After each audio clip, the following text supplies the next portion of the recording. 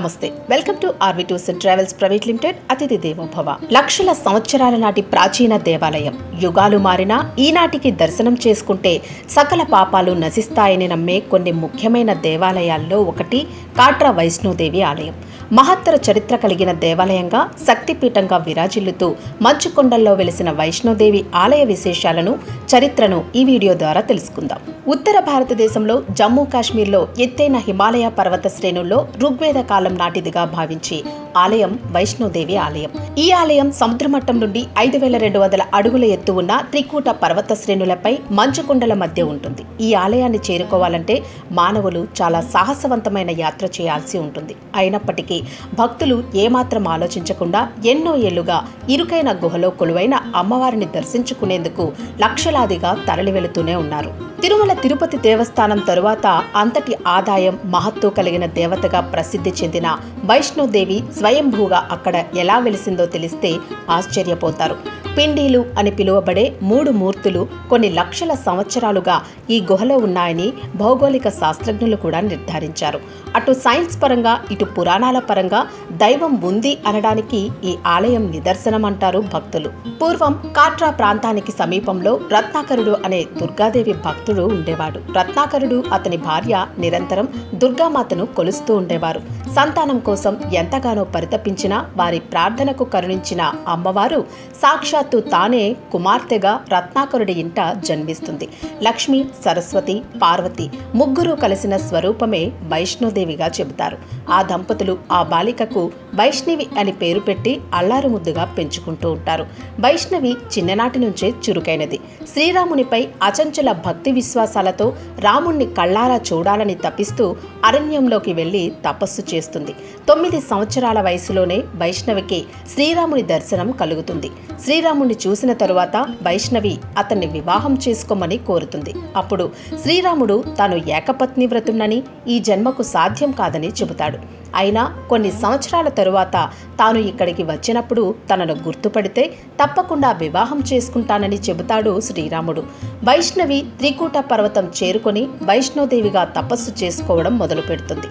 ఆ ప్రాంతంలో ఉన్న వారికి ధర్మం, సత్య మార్గంలో నడవాల్సిన ఆవశ్యకత గురించి బోధిస్తుంది.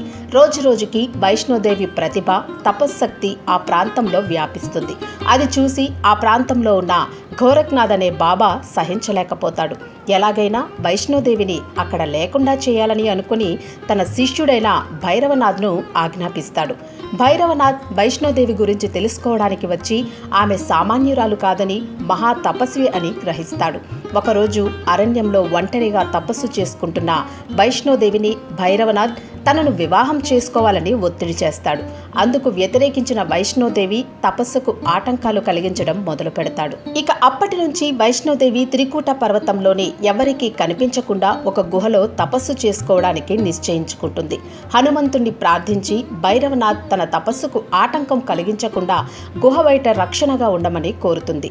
9 నెలల పాటు వైష్ణోదేవి గుహలో తపస్సు చేసిన కాలంలో ఎన్నోసార్లు భైరవనాథ్ ఆమె తపస్సుకు భంగం కలిగించాలని ప్రయత్నిస్తాడు.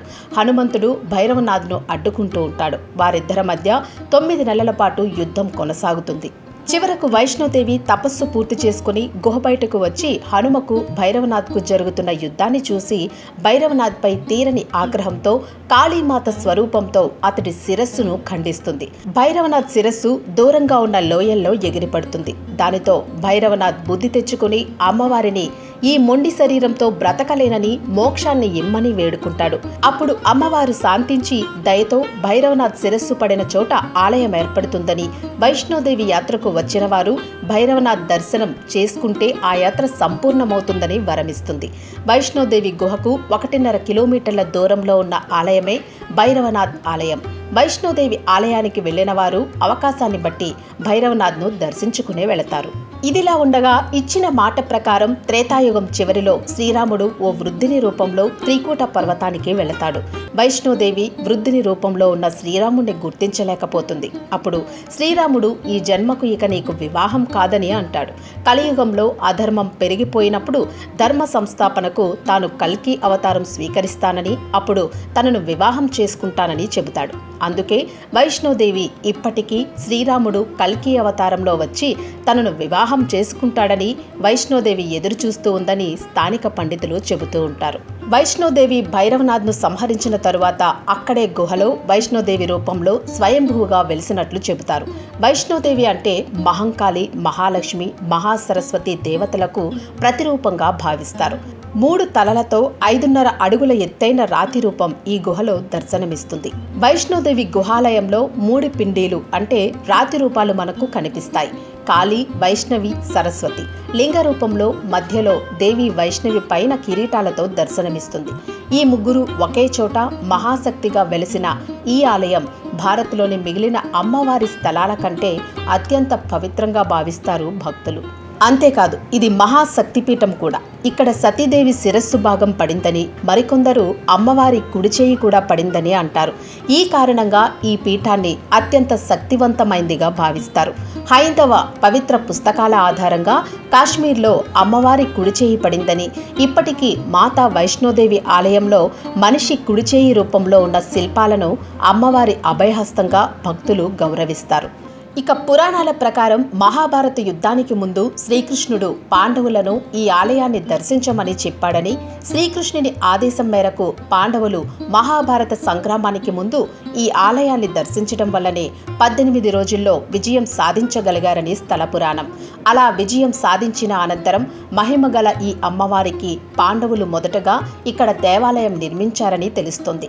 త్రికూట పర్వతానికి పక్కన 5 రాతి కట్టడాలు కనిపిస్తాయి. వీటిని పంచపాండవులకు ప్రతీకగా స్థానికులు భావిస్తారు. ఇక ఈ కొండ గుహల్లో ఉన్న ఆలయాన్ని శ్రీధర పండితుడు అనే వ్యక్తి 700 సంవత్సరాలకు పూర్వం కనుగొన్నాడని, అప్పటి నుంచి శ్రీధర పండితుడు తన శేష జీవితాన్ని అమ్మవారి సేవలో గడిపాడని అంటారు.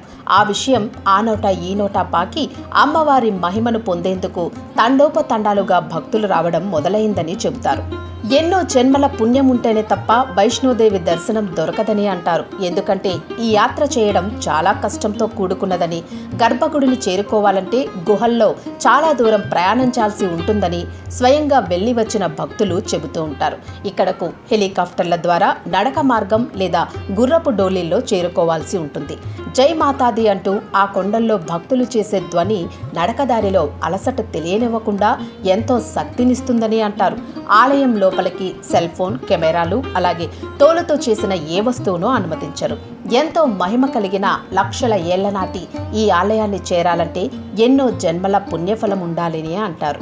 అలాంటి వైష్ణోదేవిని మీరు కూడా దర్శించుకోవాలనుకుంటే తప్పక ఆర్వీ టూర్స్ అండ్ ట్రావెల్స్కు ఒక్క ఫోన్ కాల్ చేయండి. వైష్ణోదేవి యాత్ర టూర్ ప్యాకేజ్ను బుక్ చేసుకోండి.